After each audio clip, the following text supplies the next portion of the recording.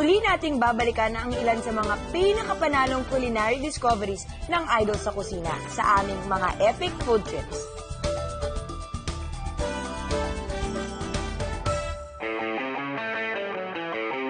Siyempre, unang-una sa listahan, ang very memorable na naging biyahe ko sa lalawigan ng Isabela, kung saan nakapagluto ako ng napakasarap na ginataang kohol, fresh off the bukid.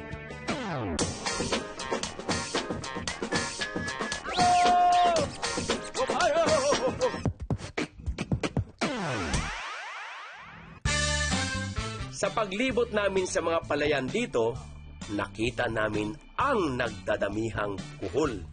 Ako pagka gumawa ng kuhol, tinatanggal ko siya sa shell, pagkatapos tinutusok ko siya ng barbecue stick, didip ko sa flour, egg, tapos ipa-fry ko siya.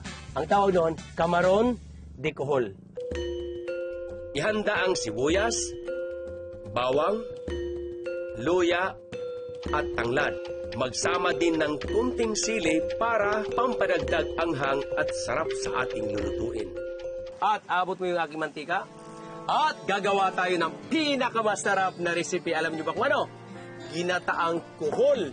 Oil? Cooking oil? Chef, gawin na namin yung kangkong. Yes, yung kangkong pilasin niyo ng dalawa. Kangkong. So, unahin muna natin ang ginger. Yes, wow. Ang bango, namoy mo ba? May luya yan. Amoy luya. Ang bango na, lumalabas na yung amoy niya. Sibuyas. Yan. Alam mo ba ito, Chef Jay? Dito sa inyong malawak na palayan, kinukuha lang ito, banis. Saan lang? Oo, dyan lang. Yan yung gumagapang dun sa puno ng palay. Kaya lang bawal ang pest control, kaya nga kinukuha ng tao. Ang galing, ano? Yan ang maganda. Chef, ginagamit din ito pampain. Pinapain saan, Chef?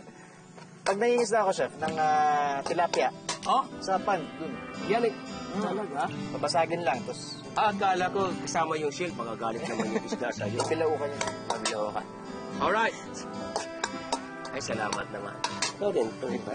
Ay, huwag yan, chef. Ayan, may sili na akong nilagay.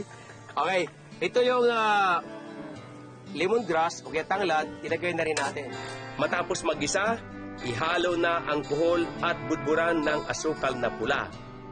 Haluan ng konting patis, bago ilagay ang gata at kangkong.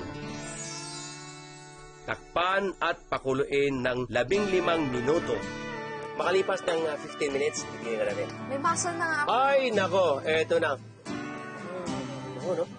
Tama mo yun. Ayos, diba? Titikman ko lang. Titikman ko lang. Sige, titikman mo.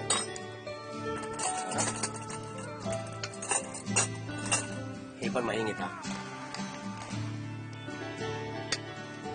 Sarap, nandiyan yung kagat ng anghang. Alam mo, maramdaman mo talaga yung sariwang-sariwa ng ating kuhol. Napakasarap, di ba? Saktong-sakto lang. Saktong-sakto, di ba? Perfect. Perfect, okay. So, yan na. Ngayon, last minute, para lalo ma-enhance yung lasa, lagyan natin ng kalamansi. Tatlo siya, para I love you. Tatlo tayo rito, di ba? Wala na mayroong kumahalan, kundi tatlo lang. Last minute, lagyan natin ng kalamansi para lumitaw yung lasa ng ating kuhol at yung sinasabi nating langsa, maalis niya yun. Ayan.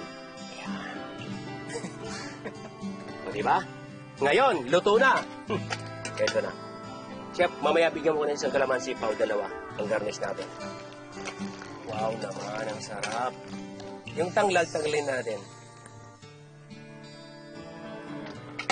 Sayang yan. Alright.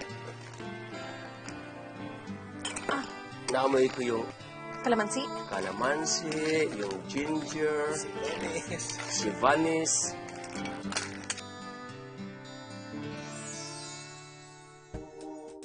Siguradong magugustuhan ng mga manggagawa dito sa farm ang ginataang kuhol. Ping, ping, ping!